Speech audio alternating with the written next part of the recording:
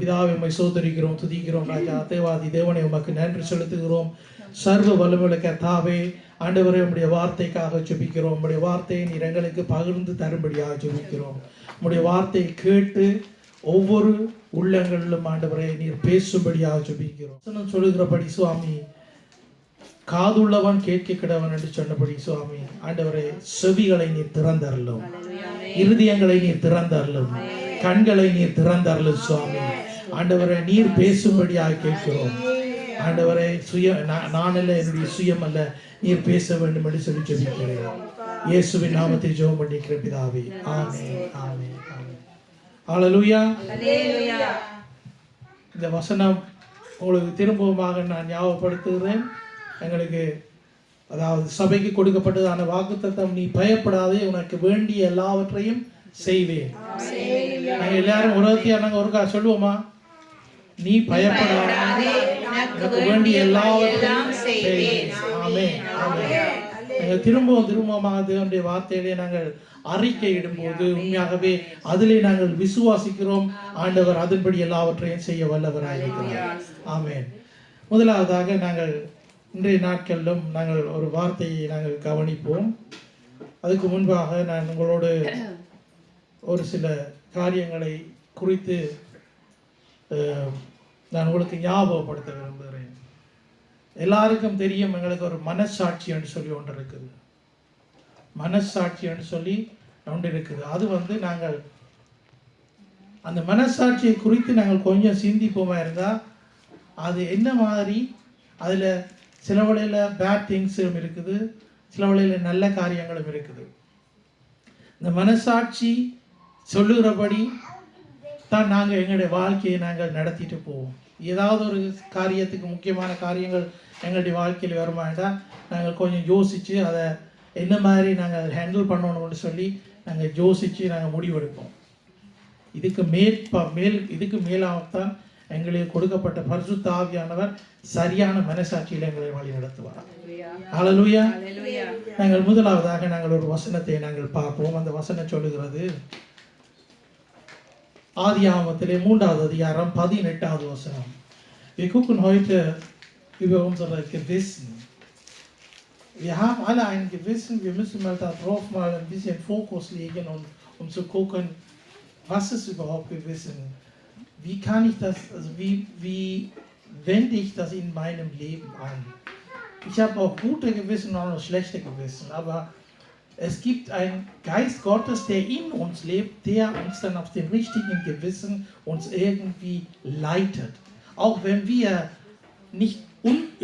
auch wenn wir ungehorsam sind.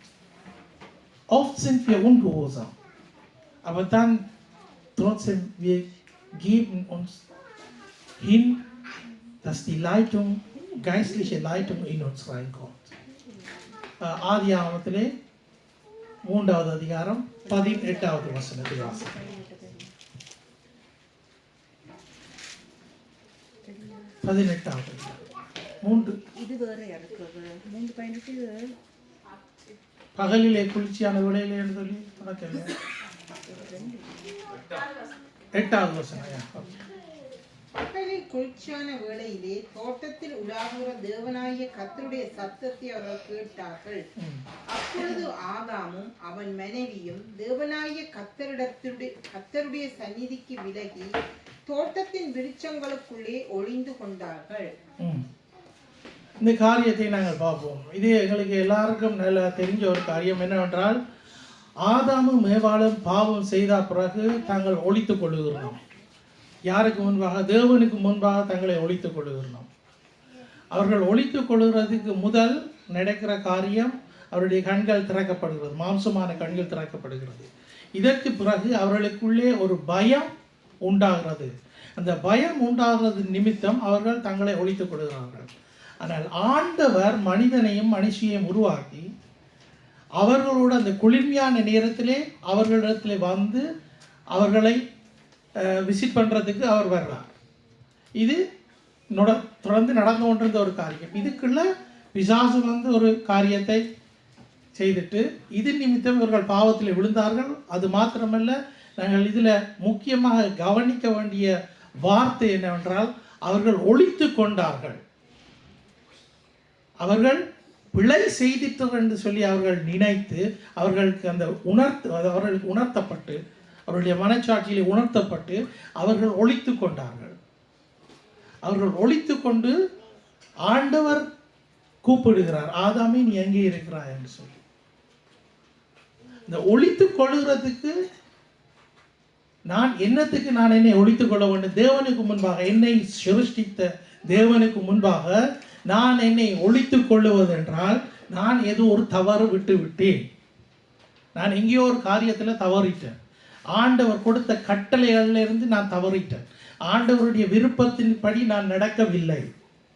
அவர் சொன்னதை நான் செய்யவில்லை. இது நிமித்தம் நான் ஆண்டவருக்கு முன்பாக வர்றதுக்கு தகுதி உள்ளவன் அல்ல என்று நான் எண்ணிக்கொள்ளுகிறேன். நான் ஒரு ஆண்டவருக்கு முன்பாக ஆண்டவருடைய சன்னிதானத்திலே வர்றதுக்கு நான் தகுதி இல்லாத ஒரு பாத்திரம் என்று சொல்லி நான் எண்ணிக்கொண்டு ஆண்டவருக்கு முன்பாக வர்றதுக்கு நான் கஷ்டப்படுகிறேன். இதே ஒரு இப்படியான ஒரு சிச்சுவேஷனில் தான் ஆதாமும் மேவாளும் தங்களை ஒழித்துக் கொண்டார்கள். Das heißt, in diesem Bibelvers können wir lesen, da versteckten sich die Mensch und seine Frau vor dem Angesicht des Herrn. Das heißt, die haben irgendetwas gemacht, was Gott gesagt hat. Wir kennen diese ganze Geschichte. Die haben verfehlt. Die haben das nicht eingehalten, was Gott denen vorgegeben hat. Das ist ein Schuldgefühl. Man versteckt sich vor dem. Also, wenn wir uns verstecken müssten, wir wissen, unser Gewissen sagt dann zu uns, du bist nicht fähig, hier in diesem Platz zu sein. Du bist nicht fähig, überhaupt hier zu sein. Vor Gott zu sein. Vor seiner Präsenz. Oder überhaupt ihn anzubeten. Oder überhaupt also wir nehmen jetzt mal so grob die Gemeinde. Viele Leute sind außerhalb der Gemeinde. Die leben außerhalb der Gemeinde und sagen, aber die haben trotzdem Ehrfurcht vor Gott. Aber die können nicht vor Gott kommen, weil das Gewissen denen was vorschreibt. Gewissen, was in uns ist, der sagt dann, du bist nicht fähig, dahin zu gehen. Oder die sind mit anderen Gedanken, mit anderen Sachen unterwegs. Gott sagt klipp und klar, erstens sollten wir sein Reich suchen. Wir sollten nach seinem Reich trachten. Und dann kommt alles andere. Wenn die nicht dieses Gefühl haben mit dem Gewissen und so, dann sind die irgendwie anders unterwegs, dass das für den zum Beispiel das Geld verdienen wichtiger ist oder Reisen oder Familie oder einfach das Leben zu leben ist wichtiger, vor Gott zu kommen. அதாவது ஆண்டவருக்கு முன்பாக வராத ஜனங்கள் யார் என்றால் பார்ப்போம் என்றால், அதாவது ஆண்டவருடைய சபைக்கு வராது இருக்கிற ஜனங்களை குறித்து நாங்கள் கொஞ்சம் பார்ப்போம். அவர்களுக்கு என்னென்றால் இந்த மனசாட்சி அவர்களுக்கு ஒரு தடையாக உண்டு. மனசாட்சி ஒரு தடையாக இருக்கலாம். அதாவது நீ இந்த சபைக்கு போகிறதுக்கு உனக்கு தகுதி இல்லை, ஏனென்றா நீ பாவத்திலே ஜீவிச்சு கொண்டிருக்கிறார். நீ புல செய்துட்டா, எப்பயாவது ஒரு பாவம் செய்துட்டாங்க, அந்த பாவத்தை நினைச்சு திரும்பவுமாக சபைக்கு வர்றதுக்கு தடையாக இருக்குது. அது மாத்திரமில்லை, சில பேருக்கு வேறு காரியங்கள் முக்கியமாக இருக்குது. அவர்கள் ஆண்டவருடைய வசனம் சொல்லுகிறபடி முதலாவது தேவனுடைய ராட்சியத்தையும் அவருடைய நீதியை தேடல நாங்கள் அவர்களுக்கு வேறு காரியங்கள் முதலாவதாக இருக்கும். அது நாடி அவர்கள் வராமல் இருப்பார்கள். இதனாடித்தான் சபையை விட்டு ஜனங்கள் வெளியிலே இருக்கிறார்கள். ஆனால் நாங்கள் பார்க்குறது இப்போ ஒரு மனசாட்சியை குறித்து நாங்கள் பார்க்குறோம். எங்களுடைய மனசாட்சி ஒழுங்காக இருந்தால் தான் நாங்கள் ஆண்டவருக்கு முன்பாக நாங்கள் நிற்கிறதுக்கு நாங்களே எங்களை அக்செப்ட் பண்ணிக்கொள்வோம். அப்படிதான் ஆண்டவர் எங்களுக்கு பாவங்களை மன்னிச்சு விடுவார். ஆனால் எங்களுக்கு இருக்க மனசாட்சி சொல்ல திருப்பவும் குத்தி காட்டி கொண்டிருக்கும். நீ ஆண்டைக்கு அப்படி செய்த, நீ ஒரு இடத்துல புலவிட்டுட்ட, நீ இப்படி செய்த, நீ இப்படி பேசிட்ட. உதாரணத்துக்கு நான் கூட பரிசுத்தத்தில் வாழுறதுக்கு நான் ட்ரை பண்ணி கொண்டிருக்கிறேன். ஆண்டவருடைய வார்த்தைக்கு நான் என்னை ஒப்பு கொடுத்து நான் ஜீவித்து கொண்டிருக்கிறேன்.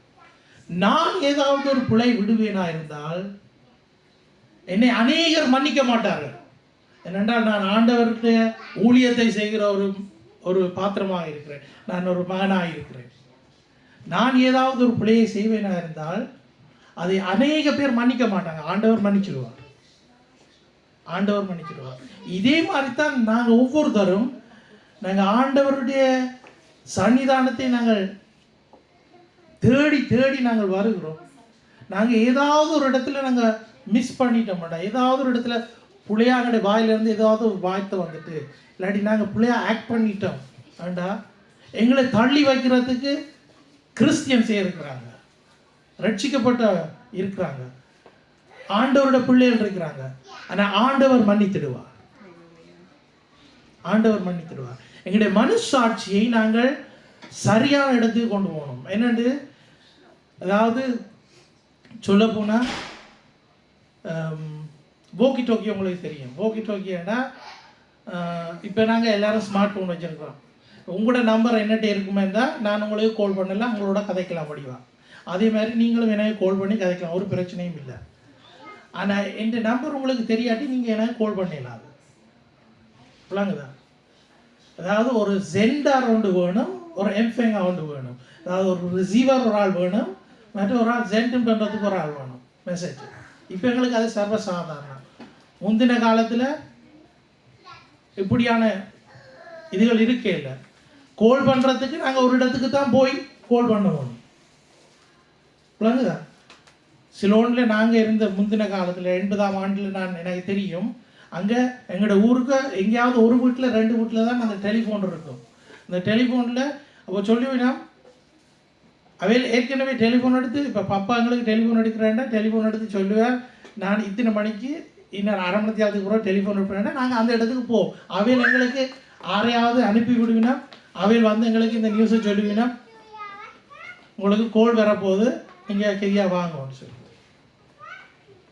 ஸோ மனசாட்சி எங்கே கனெக்ட் பண்ணியிருக்க சொல்லி நினைக்கிறீங்க?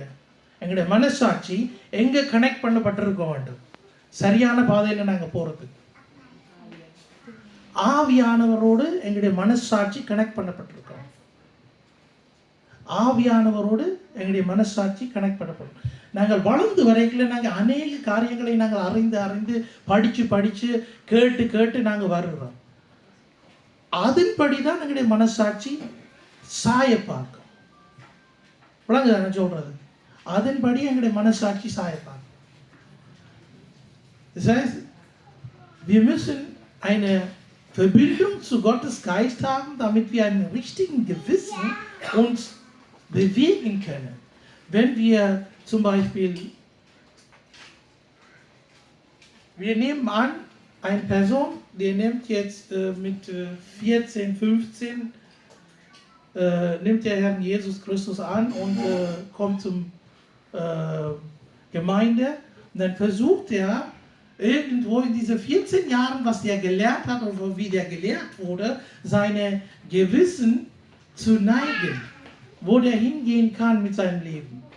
Aber Gottes Geist ist das Wichtige, dass er dann richtige Wege gehen kann. விளங்குதா நான் சொல்றது உங்களுக்கு?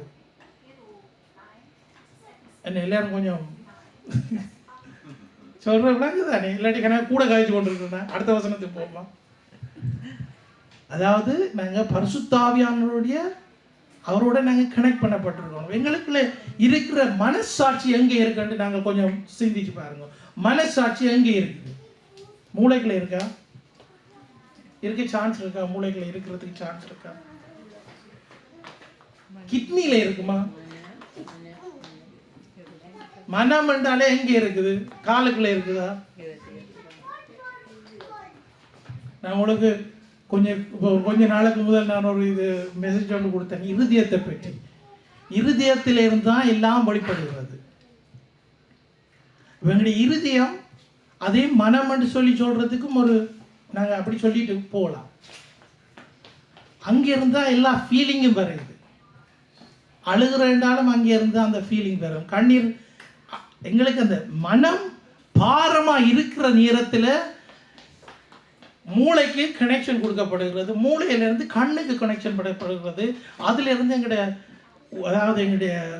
எங்களுடைய ஃபீலிங் வந்து நாங்கள் வெளியில் ஆக்கள் பார்க்கக்கூடிய மாதிரி எங்களுடைய கண்கள்லேருந்து கண்ணீர் வருகிறது. அதாவது அழாமல் துக்கமாக இருக்கிற இருதயங்களும் உண்டு.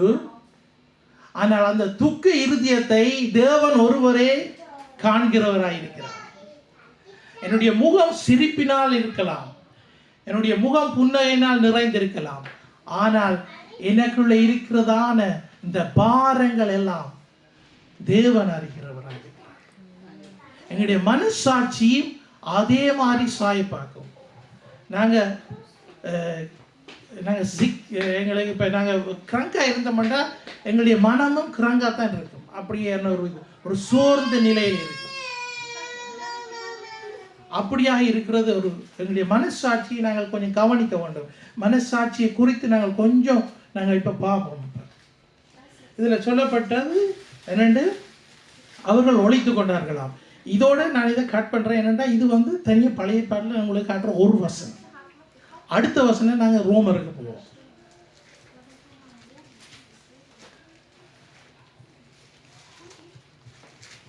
ரோமர் 2வது அதிகாரம் 14வது வசனம் 15வது வசனங்களை வாசிக்க கேட்கிறோம். அன்றியும் நியாய பிரமாணம் இல்லாத புறஜாதிகள் சுபாவமாய் நியாய பிரமாணத்தின்படி செய்கிற போது நியாய பிரமாணம் இல்லாத அவர்கள் தங்களுக்கு தாங்களே நியாய பிரமாணமாய் இருக்கிறார்கள். அவர்களுடைய மனச்சாட்சியும் கூட சாட்சியிடுகிறதுனாலும் குற்றமுண்டு குற்றமில்லை என்று அவர்களுடைய சிந்தனைகள் ஒன்றையொன்று தீர்க்கிறதுனாலும் நியாய பிரமாணத்துக்கேற்ற கிரியை தங்கள் இருதயங்களில் எழுதியிருக்கிறது என்று காண்பிக்கிறார்கள். ஆமென். வசனம் விளங்கிச்சுதா?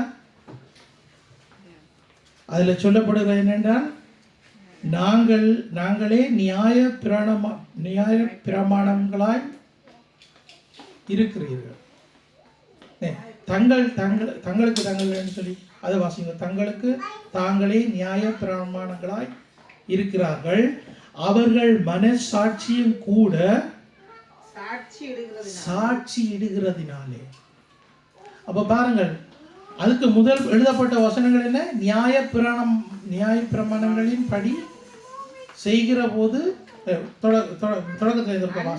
அன்றியும் நியாய பிரமாணம் இல்லாத புறஜாதிகள் சுபாவமாய் நியாய பிரமாணங்களின்படி செய்கிற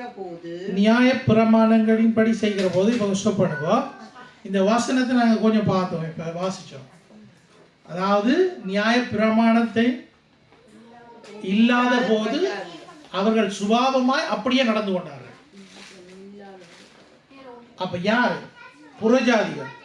நாங்கள் ஆண்டவர் அறியாத காலத்துல அறிந்தவர்களை போல நாங்கள் ஜீவித்து வந்தோம். ஏனென்றா கொஞ்சமாவது எங்களுக்கு அறிவு இருந்தது. ஆண்டவர் ஒருவர் இருக்கிறார், அவருக்கு நாங்கள் கீழ்ப்படிய வேண்டும். எங்களுடைய மனசாட்சி எங்களை சரியான பாதையில கொஞ்சம் வழி நடத்துச்சு. விளங்குதா எனக்கு சொல்றது? விளங்குதா? அதுக்கு பிறகு அவர்களுடைய மனசாட்சியை கூட அவர்களுடைய மனச்சாட்சியும் கூட சாட்சி இடுகிறதுனாலும் குற்றமுண்டு குற்றமில்லை என்று அவர்களுடைய சிந்தனைகள் ஒன்றையொன்று தீர்க்கிறதுனாலும் நியாய பிரமாணத்துக்கேற்ற கிரியை தங்கள் இருதயங்களில் எழுதியிருக்கிறது என்று காண்பிக்கிறார்கள்.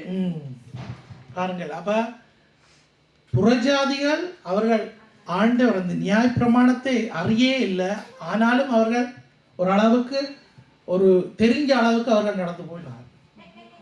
ஆனால் அதுக்கு பிறகு கூட அவர்கள் என்ன செய்கிறார்கள் என்றால் அந்த சிந்தனைகளும் ஒன்று தீர்க்கிறதுனாலையும் நியாய பிரமாணத்தை கேட்ட கிரியை தங்கள் இருதயங்களிலே எழுதி இருக்கிறது என்று காண்பிக்கிறார்கள்.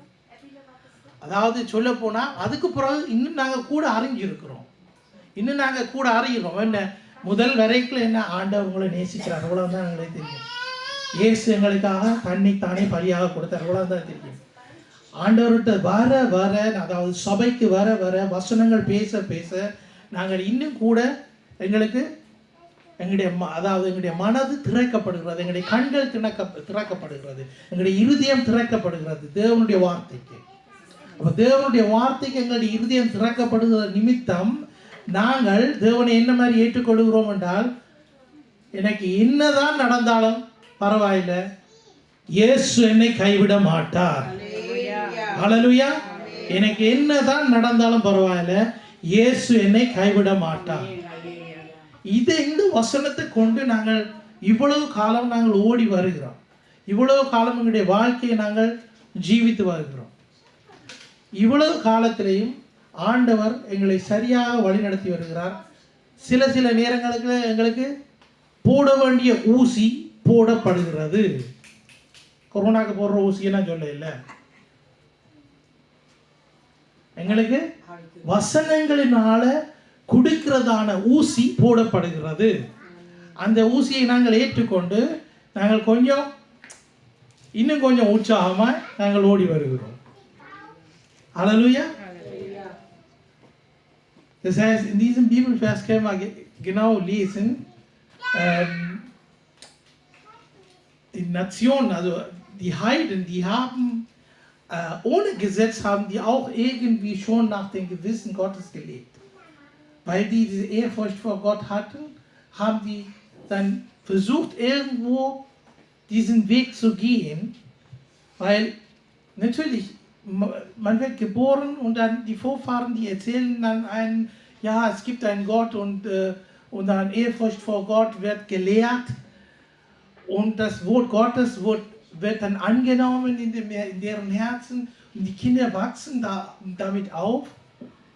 Und dann kommt irgendwann mal der Punkt zum Entscheiden, oder zum Beispiel, da kommt noch viel mehr, wenn unsere Neigung in diese Richtung geht, dass wir viel mehr das Gottes Wort in uns aufnehmen können, damit wir dann jedes Wort dann jedes Mal zu uns spricht, uns dann hingeben, uns irgendwo diesen Maßstab, was wir haben als Wort Gottes, uns dann zu ergänzen. Und verschiedene Zeitalter passiert das. Und dann werden wir trotzdem irgendwo auf dem richtigen Weg gelenkt. Es ist so, manchmal wir machen viele Fehler. Wir machen viele Fehler. Aber dennoch kommen wir wieder zurück und sagen, Herr, ich habe Fehler gemacht. Gott hat uns zum Beispiel seine Gebote gegeben. Wir nehmen das auf, versuchen irgendwie halbwegs diesen Weg zu gehen, aber dennoch setzen wir uns unsere eigenen Gesetze auch noch und versuchen danach zu leben. Dann scheitern wir und dann denken wir, oh, können wir alles lassen, können wir trotzdem auf Gottes Richtung gehen. அதாவது ஆண்டவருடைய வார்த்தைக்கு நாங்கள் எங்களை ஒப்புக் கொடுக்கிறோம். ஆண்டவர் எங்களுக்கு கொடுத்த கட்டளைகள், நியமங்கள், அதுகளை நாங்கள் கை கொண்டு நாங்கள் வளர்ந்து வருகிறோம். வளர்ந்து வரைக்கில் நாங்கள் சில வழியில் நாங்கள் என்ன செய்வோம்னா, எங்களுக்குன்னு சொல்லி நாங்களும் கட்டளைகளை ஏற்படுத்தி கொள்வோம். நாங்கள் அப்படி செய்யக்கூடாது, நாங்கள் இப்படி செய்யக்கூடாது, நாங்கள் கொஞ்சம் எங்களை தூய்மையாக காட்ட வேண்டும், எங்களை பரிசுத்தமாக காட்ட வேண்டும் என்று சொல்லி நாங்கள் எங்களுக்கு சில கட்டளைகளை நாங்கள் போட்டுக்கொள்வோம். அதாவது ஒவ்வொரு தரம் எங்களை சுற்றி ஒரு ஒரு மதிலை நாங்கள் கட்டி வைத்திருக்கிறோம். எங்களை சுற்றி ஒரு மதிலை நாங்கள் கட்டி வச்சிருக்கிறோம். இவ்வளவு தான். இதுக்கு அங்கால போனேன்னா நான் பாவத்தில் விழுந்துருவேன் என்ற அந்த ஒரு மைண்டோட நாங்கள் ஜீவித்து வருவோம். ஆனால் அந்த மதில் சில வழியும் நாங்கள் உடைச்சி அங்கே போயிடுவோம். ஏன்னா நாங்கள் பாவத்தில் விழுந்துட்டோம். பாவத்தில் விழுந்துட்டு முக்கியம் மனம் திரும்புறது தான் முக்கியம். மனம் திரும்பி ஆண்டவரிடத்தில் நான் வருகிறது முக்கியம். எவ்வளவு காலம் நான் விசுவாசியாக இருந்தாலும் பரவாயில்ல, எவ்வளவு வயசாக இருந்தாலும் பரவாயில்ல, ஆண்டவர் மன்னிக்கிறவராக இருக்கிறார். அதுக்காக நான் பாவத்தில் செய்து கொண்டிருக்கணும் இல்லை. நான் என்னுடைய வாழ்க்கையில் நான் சில நேரத்தில் நாங்கள் மிஸ் பண்ணிடுவோம். ஆனால் அந்த நேரத்தில் கூட அந்த ஆண்டவர்கிட்ட திரும்பி வர்றதுக்கான அந்த அந்த அந்த பலம் எங்களுக்குள்ள இல்லை, இருக்காது. அந்த நேரத்தில் எங்களோட தேற்றவாளன் தான் எங்களை அந்த இடத்துல கொண்டு வருகிறார். அவர் தான் எங்களை கொண்டு வந்து ஜெபிக்கிறதுக்கு எங்களை தூண்டுகிறவர். எங்களை திரும்பவுமாக ஆண்டவருடைய பாதையிலே, ஆண்டவருடைய அவருடைய ட்ராக்குக்கு எங்களுக்கு கொண்டு வர்றவர். அவருடைய பாதையிலே கொண்டு வந்து திரும்பவுமாக நான் உனக்காக மாறித்தேன், உனக்காக நான் என்னை ஒப்பு கொடுத்தேன் என்று சொல்லி ஆண்டவரிடத்துல திரும்பவும் வர்ற வைக்கிறது பரிசுத்த ஆவியானவர். அல்லேலூயா. நாங்கள் அடுத்த வசனத்தை நாங்கள் கவனிப்போம்.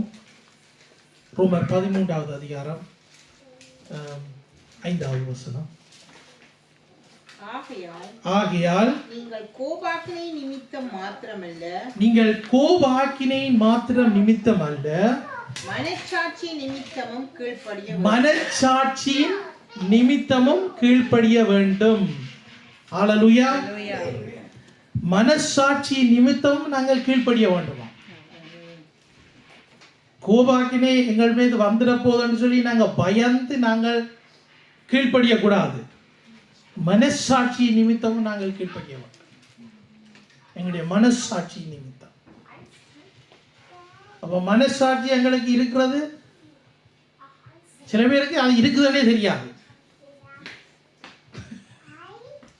சில பேருக்கு மனசாட்சி வந்து vielleicht wissen auch nicht viele Leute, dass wir ein Gewissen haben. Die leben einfach so. Das ist, ich habe wirklich, wo ich diese ganze Vorbereitung dafür gemacht habe, für den Predigt, bin ich auf einem Wort gestoßen. Da habe ich mir gedacht, was hat der Gott sich dabei gedacht, bei so einem Wort zu schreiben? Da gibt es für alles Erklärungen. அதாவது ஆண்டவருடைய இந்த வார்த்தைகளை நான் தியானித்து கொண்டிருக்கும் போது, இந்த வார்த்தையை ஆயத்தப்படுத்தி கொண்டிருக்கும் போது, ஒரு வார்த்தையை நான் கவனிக்கக்கூடியதாக அந்த வார்த்தையை வாசிக்கிறேன் அது என்னென்று சொல்றதுன்னே தெரியாமல் இருக்கு. அவ்வளவுக்கு ஒரு விவரிக்க முடியாத ஒரு காரியம். அது விலகி கொண்டுட்டேன். ஆனால் இப்படியும் வசனங்கள் இருக்கான்னு சொல்லி நான் யோசிக்க வேண்டி வந்துட்டேன். ஆண்டவர் அப்படியாக எல்லாம் வசனங்கள் எழுதி வச்சிருக்கிறார் பாருங்க. ஆகையால் நீங்கள் கோபாக்கினை நிமித்தம் மாத்திரமல்ல, மனசாட்சி நிமித்தமும் கீழ்ப்படிய வேண்டும். அப்போ மனசாட்சியின் மாத்திரமும் நாங்கள் கீழ்ப்படிய வேண்டும். எங்களுக்கு சொல்லப்பட்டதினாடித்தான் கடைசியா ஆண்டவர் எத்தனை கட்டளையோடு கொடுத்தார்? 10 கட்டளையை கொடுத்தார். 10 கட்டளையை கொண்டு கடைசி எங்க கொண்டு விட்டுருக்கிறார் இயேசு கிறிஸ்து? 2 கட்டளை. ஆனால் 10 கட்டளைக்கு முதல் கொடுக்கப்பட்டது எவ்வளவு தெரியுமா? 613. 613 பாருங்க. அப்ப இவ்வளவும் எல்லாம் செய்து ஆண்டவருக்கு தெரியும் இந்த மனுஷனால இது எனக்கு எல்லாத்துக்கும் கீழ்ப்படி இயலாது. ஒன்றில் மிஸ் பண்ண எல்லாத்துலயும் மிஸ் பண்ணதுதான். படிக்கிற பிள்ளைகளுக்கு நான் சொல்றேன்னா 3 வருஷம் நாங்கள், அதாவது 3 வருஷம் man kann Fachabitur machen und gleichzeitig Ausbildung machen. 3 வருஷம். இதில் ஒன்றில் ஃபெயில் என்றால் 2லையும் ஃபெயில். ஒன்றில் ஃபெயில் என்றால் 2லையும் ஃபெயில். ஆண்டவர் தந்த நியாயப்பிரமாணங்களில் நான் 613 மிஸ் அதில் 1ல் மிஸ் பண்ணினா எல்லாத்துலேயும் மிஸ் பண்ண மாதிரி. 10 கட்டளையில் 1ல் மிஸ் பண்ணிட்டேன், எல்லாத்துலேயும் மிஸ் பண்ண மாதிரி. கடைசியாக ஆண்டவர் இயேசு கிறிஸ்து என்ன மாதிரி கொண்டு வந்து வச்சிருக்கிறார்? நீ இதுகளுக்கெல்லாம் நீ கீழ்படியாத, இந்த 2ஐயும் நீ கவர் பண்ணு. ஆண்டவரை நேசி, மற்றவங்களை நேசி. இப்படியாக ஆண்டவர் எங்களுக்கு சுலபமாக கொண்டு, இதுவும் எங்களுக்கு கஷ்டமாக இருக்கு. இந்த மனசாட்சியை நாங்கள் குறித்து இன்னும் நாங்கள் இன்னொரு வசனத்தை நாங்கள் பார்ப்போம். அடுத்த வசனம் சொல்லுவேன் நான். எபிரியர் 9வது அதிகாரம் 14வது வசனம். In Hebräer 9:14 lesen wir, நித்திய ஆவியினாலே தம்மை தாமே பல்வேற்ற பலியாக தேவனுக்கு ஒப்பு கொடுத்த கிறிஸ்துவனுடைய இரத்தம் ஜீவனுள்ள தேவனுக்கு ஊழியம் செய்வதற்கு உங்கள் மனசாட்சியை செத்த கிரியைகளற சுத்திகரிப்பது எவ்வளவு நிச்சயம். எங்களுடைய மனசாட்சி என்னதுக்கா? ஊழியம் செய்வதற்கு ஊழிய செய்வது செத்த கிரியைகளை சுத்திகரிப்பது. என்னத்துக்கு? என்ன சுத்திகரிக்குது? இயேசு கிறிஸ்துவின் ரத்தம். இயேசு கிறிஸ்துவின் ரத்தம் எங்களை சுத்திகரிக்கிறது. அது பாதுகாப்பு தனியாண்டு இல்லை. இயேசு கிறிஸ்துடைய ரத்தம் எங்களை சுத்திகரிக்கிறது. எங்களுடைய மனதை சுத்திகரிக்கிறது, எங்களுடைய இருதயத்தை சுத்திகரிக்கிறது, எங்களுடைய யோசனைகளை சுத்திகரிக்கிறது, எங்களுடைய தியானங்கள் எங்கு போகுதுன்னு சொல்லி அதை சுத்திகரிக்கிறது, எங்களுடைய பேச்சுவார்த்தைகளை சுத்திகரிக்கிறது. முற்று முழுதுமாக நாங்கள் அவருடைய இரத்தத்தினாலே நாங்கள் கழுவப்பட்டு நாங்கள் அவருக்கு ஏற்ற ஒரு பாத்திரமாக மாறுகிறோம்.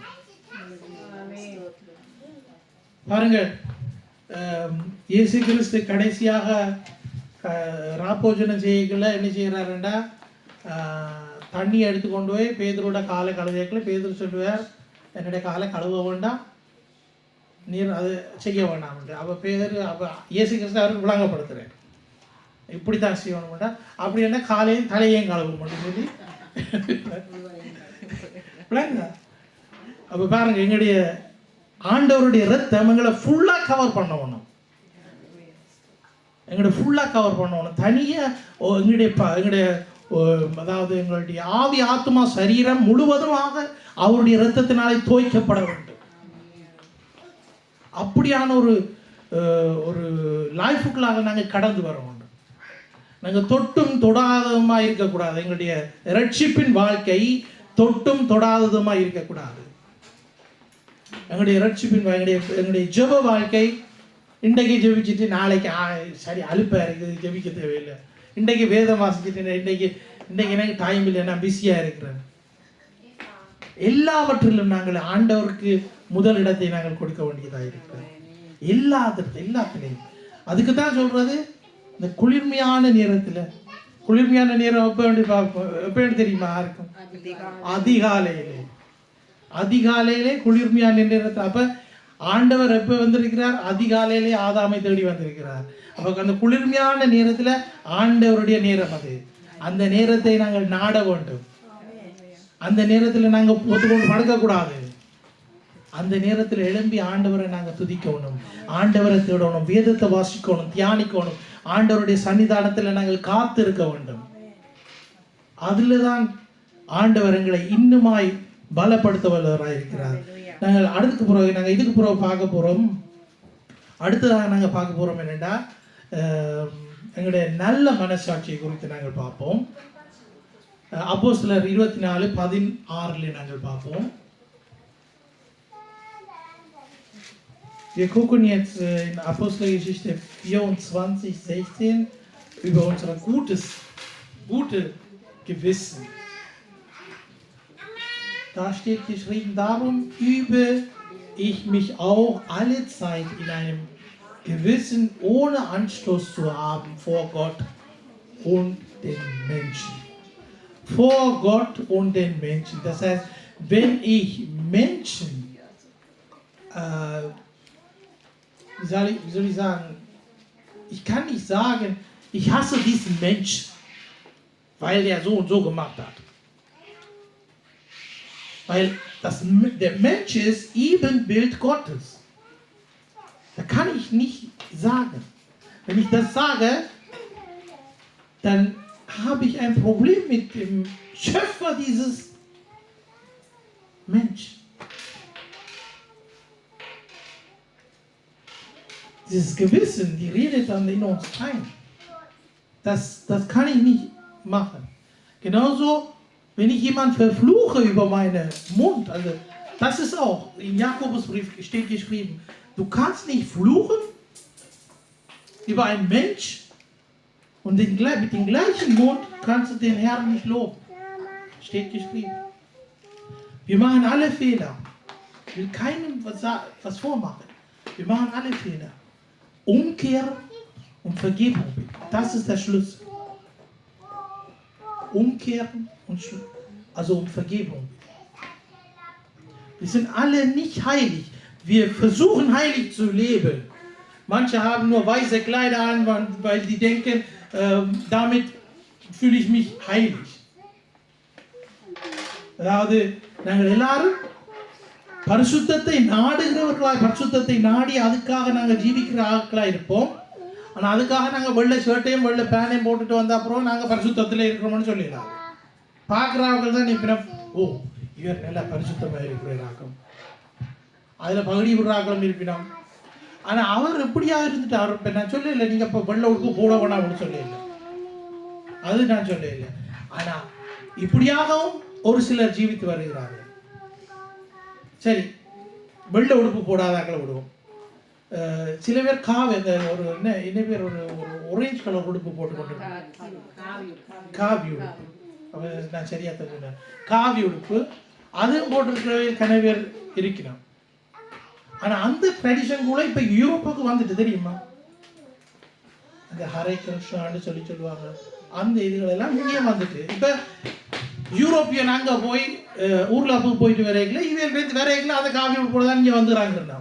இங்கே வந்து யோகாவும் அதுவும் யோகாவே பிசாசுட காரியம். யோகாட வந்து யோகா செய்கிறதே வந்து பிசாசுட காரியம். அது வந்து சரியான அந்த பொசிஷன், அவை இருக்கிற பொசிஷன், அவை தங்களை ஃப்ரீ ஆக்குறது. எங்களை ஃப்ரீ ஆக்குறேன்டா எங்களை ஃப்ரீ ஆக்கல வேற என்ன தான் பூர்ற போகுது.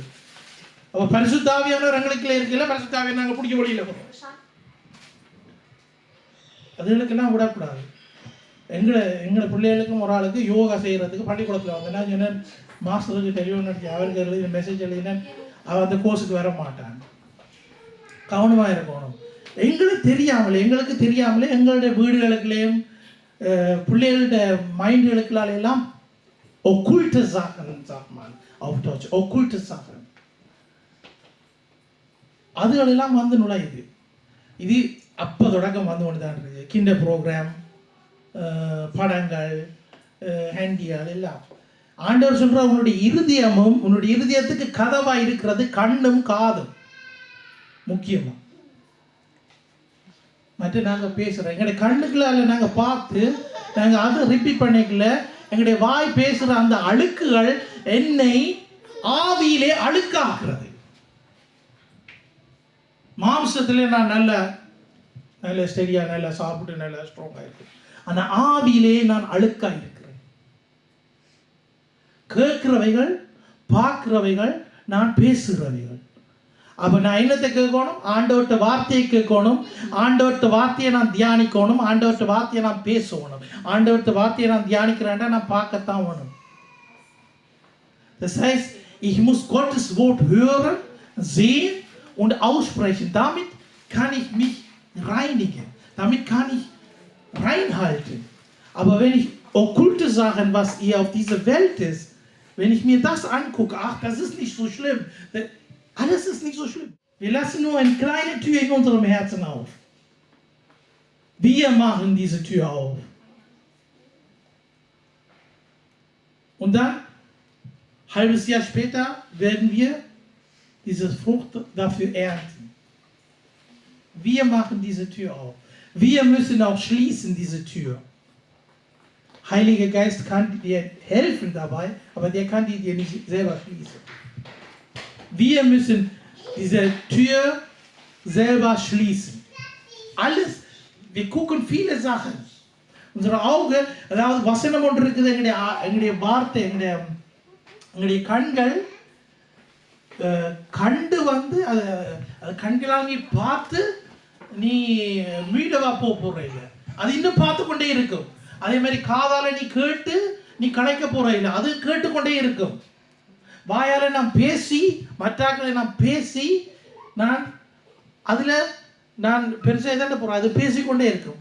இது எல்லாத்தையும் திருத்துறதுக்கு ஆவியானவர், தேவனுடைய வார்த்தைகள் எங்களுக்குள்ளே எங்களுடைய இருதயமான கற்பலகையிலே எழுதப்பட்டிருக்க வேண்டும்.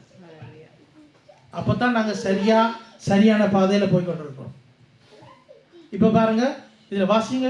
இதனால் நான் தேவனுக்கும் மனுஷருக்கும் முன்பாக எப்பொழுதும் குற்றமற்ற மனச்சாட்சி உடையவனாயிருக்க பிரயாசப்படுகிறேன்.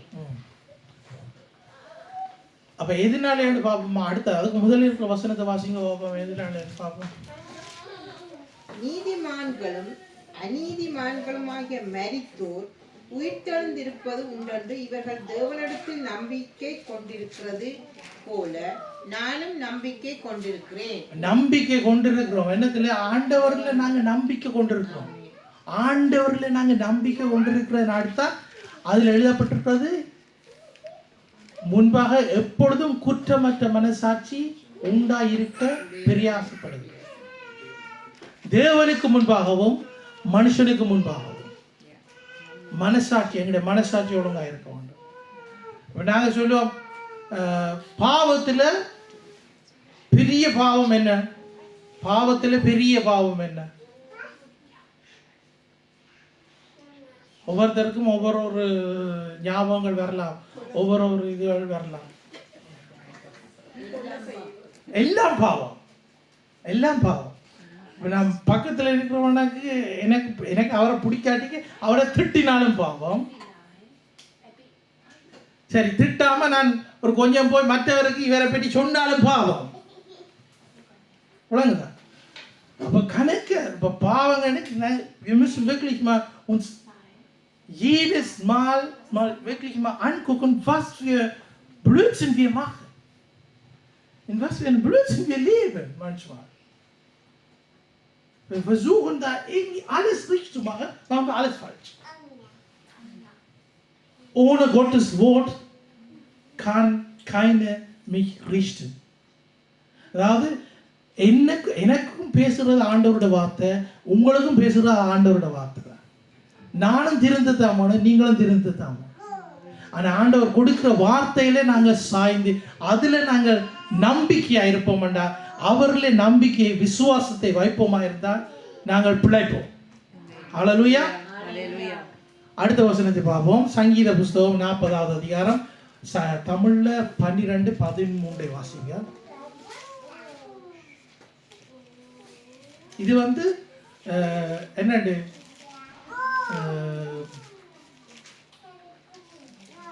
அதாவது சரியில்லாத மலைச்சாட்சின்னு சொல்லலாம். பேட், அதாவது 12 ஒரு வசனம் முன்னுக்கு இருக்கு, டச்சில் எண்ணிக்கைக்கு அடங்காத தீமைகள் என்னை சூழ்ந்து கொண்டது, என் அக்கிரமங்கள் என்னை தொடர்ந்து பிடித்தது, நான் நிமிர்ந்து பார்க்க கூடாது இருக்கிறது, அவைகள் என் தலைமயிரிலும் அதிகமாயிருக்கிறது, என் இதயம் சோர்ந்து போகிறது. கர்த்தாவே என்னை விடுவித்தருளும், கர்த்தாவே எனக்கு சகாயம் பண்ண தீவிரியும். ஹல்லேலூயா. எல்லாரும் நல்லா மார்க் பண்ணி வச்சுக்கொள்ளுவோம் இந்த வசனத்தை. என்னென்று சொல்லப்படுகிறது? எண்ணிக்கைக்கு அடங்காத தீமைகள் என்னை சூழ்ந்து கொண்டது, என் அக்கிரமங்கள் என்னை தொடர்ந்து பிடித்து, நான் நிமிர்ந்து பார்க்க கூடாது இருக்கிறதுக்கு, அவைகள் என் தலைமயிரிலும் அதிகமாக இருக்கிறது. தலைமயிர் யாராவது எண்ணி பார்த்து, யாராவது எண்ணி பார்த்துருக்கீங்க கூட தலைமயிரை? அதுக்கு அதிகமாக இருக்குது அக்கிரமங்கள். சரியா? என் இருதயம் இதனால் தான் சோர்ந்து போயிருக்கிறது. ஆனா கர்த்தாவே என்னை விடுவித்தருளும், கர்த்தாவே எனக்கு சகாயம் பண்ண தீவிரம் சொல்லி தாவீது இந்த வார்த்தைகளை எழுதியிருக்கிறார். ஹல்லேலூயா. அதில் கடைசியாக இன்னொரு வசனத்தை நாங்கள் வாசிப்போம். யோவான் 8வது அதிகாரம் 9வது வசனத்தை நாங்கள் பார்ப்போம். அவர்கள் அதை கேட்டு தங்கள் மனசாட்சியினால் கடிந்து கொள்ளப்பட்டு பெரியோர் முதல் சிறியோர் வரைக்கும் ஒவ்வொருவராய் போய்விட்டார்கள். இயேசு தனித்திருந்தார், அந்த ஸ்திரீ நடுவே நின்றாள். ஆமென். இதுல என்ன சொல்லப்படுகிறா? ஒரு ஸ்திரியை அவை கையும் மெய்யுமா பிடிச்சிட்டுனா அவ பாவம் செய்துட்டான். அவைய கொண்டு இயேசுவுக்கு முன்னுக்கு விட்டாச்சு. எழுதப்பட்டிருக்கிறபடி பெரியவர்கள் தொடக்கம் சிறியவர்கள் மட்டும் அங்கே நிற்கிறான். 2 சொல்றான், இவ புல செய்துட்டா, இவைக்கு நீ தண்டனை கொடுக்கணும். இப்போ நாங்கள் என்ன செய்வோம்னு சொல்லி அப்போ ஆண்டவர் சொல்றார், அவர் தரையிலே எழுதி கொண்டு, அவர் என்னத்தை எழுதி கொண்டிருந்தார்ன்றது இன்னொரு இது தோட் எங்களுக்கு. அவர் என்னத்தை இயேசு கிறிஸ்து தரையில் எழுதி கொண்டிருந்திருப்பாருன்ட்டு அது இன்னொரு இது. ஆனால் அவர் எழுதி கொண்டிருக்கிறார். அந்த இடத்திலே சொல்லப்படுகிற என்னவென்றால், இயேசு கிறிஸ்து உங்களிலே குற்றமில்லாதவன் முதல் கல்லை எறியட்டுக்கும் എന്നിട്ട് அவர் திரும்பவும் குனிஞ்சு எழுதி கொண்டு தான் இருக்கிறார். பேந்து அவர் நிமிந்து பார்க்கல, ஒருத்தரும் இல்லை, அந்த ஸ்திரீ தனியை தான் அந்த இடத்துல நிற்கிறார். அப்ப இதுல சொல்லப்படுகிறது என்னென்றால், அவர்களுக்குள்ள இருக்க மனசாட்சி நியாயம் தீர்க்கப்பட்டிருக்கணும். அவர்களுக்கு இருக்க மனசாட்சியே அவர்களை நியாயம் தீர்த்துட்டு. இன்னொரு வசனம் இருக்குது என்னென்றால், உன் கண்ணுக்குள்ள இருக்க துரும்ப நீ எடுக்காம இன்னொருத்தனுக்கு நீ அவன் துரும்ப எடுக்கிறாங்க. டொச்சில வடிவாடி இருக்காங்க, டொச்சில எழுதியிருக்கிறாங்க, Balken. Der Balken in deine Auge solltest du erstmal rausziehen, dann kannst du den anderen helfen. Balken என்னன்னு சொல்ல போனா, தமிழ்ல சொல்ல போனா மரச்சட்டம். மரச்சட்டம். மரச்சட்டம்ண்டா இந்தளவு மொத்தம் இருக்கும், கையில மொத்தம் இருக்கும், அதை கண்ணுக்கு வச்சிருக்கிறாங்க சொல்லப்படுகிறது.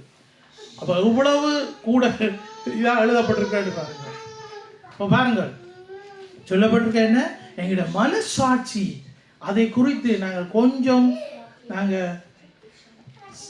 படிச்சிருக்கிறோம். வசனங்கள் எங்களுக்கு கொடுக்கப்பட்டிருக்கிறோம். அந்த வசனங்களை நாங்கள் வீட்டை கொண்டு போய் நாங்கள் திரும்பவுமாக ஒரு கொஞ்சம் தியானிக்கிறோம். இந்த மனசாட்சியில் சொல்லப்பட்டிருக்கிறபடி, இதில் சொல்லப்பட்டிருக்கிறபடி பெரியவர்கள் தொடக்கம் சிறியவர்கள் வரை, அவர்கள் பெரியவர்கள் தொடக்கம் சிறியவர்கள், சின்னார்கள் கூட, அவர்களுக்கு கூட மனசாட்சி. இன்னொரு வசனத்தில் நான் வாசித்தேன் என்னென்னா, அந்த வசனம் சொல்லுறது, சின்ன பிள்ளைகளுக்கு மனசாட்சி இல்லை என்று சொல்லி இல்லை, அவர்களுக்கு உருவாக்கப்பட்டு வருகிறது தாய் தகப்பனு கூட. தாய் தகப்பன் ஒழுங்கு ஆண்டவருக்குள்ள இல்லையேண்டா அவர்களுக்குள்ள புலையான மனசாட்சி தான் அவர்களுக்குள்ள வரும். இது மாத்திரமல்ல, இன்னொரு காரியத்தை இன்னொரு வசனத்தில் சொல்லப்பட்டிருக்கிறது, அவர்கள் புலை செய்கிறவர்களாய் வாழ்ந்து கொண்டிருப்பார்கள். பெரிய வளர்ந்து கல்யாணம் முடித்து பிள்ளைகளை பெற்று முதியவர்கள் ஆனாலும் அவர்கள் புலை செய்கிற மாதிரியே அவர்கள் புலையாவே நடந்து கொண்டுவார்கள். அவர்களுக்கு ஒரு எக்ஸ்கியூஸும் இல்லை. ஏனென்னா அவர்கள் அப்படியாக ஒரு மனநோய் பாதிக்கப்பட்டிருக்கிறார்களாக இருக்கிறார்கள். விளங்குதான், மனநோய் பாதிக்கப்பட்டிருக்கிறார்கள். அந்த ஸ்டேஜு கொண்டுவரப்படுகிறது. அதாவது அவை கிராங்க் என்று தான் அதில் எழுதப்பட்டிருக்கிறது. அவை கிராங்காக இருக்கு. சில பேர் உண்மையாக இருக்கிறாங்க, சில பேர் மனநோய் பாதிக்கப்பட்டிருக்கிறார்கள். அவர்கள் அப்படித்தான் நடந்து கொள்வார்கள். நான் தான் எல்லாமே, எல்லாத்துக்கும் நான் தான் முன்னுக்கு நிற்கணும், எந்த காரியம் தான் செய்து முடிக்கணும். எத்தனை பேர் நீங்கள் சந்திச்சிருக்கீங்க உங்களோட வாழ்க்கையில்?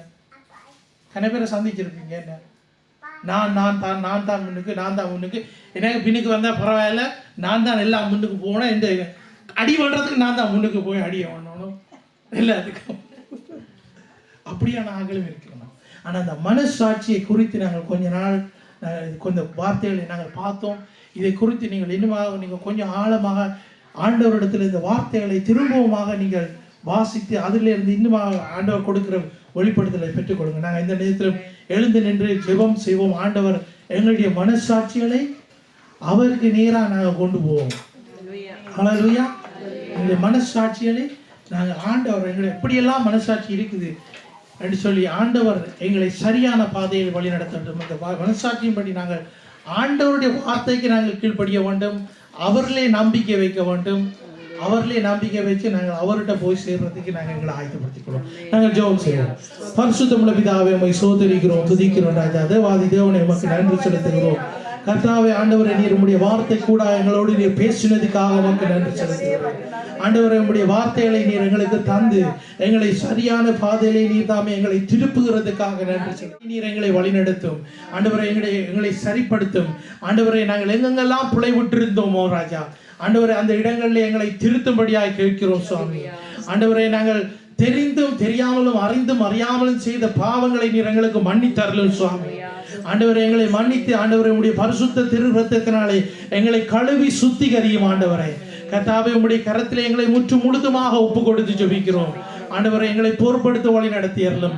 ஆண்டவரை வருகிற நாட்களில் நீர் எங்களை இன்னும் ஆண்டவரை எங்களோடு கூட ஆண்டவரை இன்னும் ஆழமாய் இந்த வசனங்களை குறித்து எங்களோடு பேசும்படியாய் கேட்கிறோம் ராஜா. ஆண்டவரை எங்களை ஆண்டவர் உம்முடைய கரத்திலே அர்ப்பணிக்கிறோம். எங்களை பொறுப்படுத்திக் கொள்ளும் வழி நடத்தியறலும். இயேசுவின் வல்லமையுள்ள நாமத்தினாலே ஜெபம் பண்ணி நிற்கிற பிதாவே, ஆமென், ஆமென்.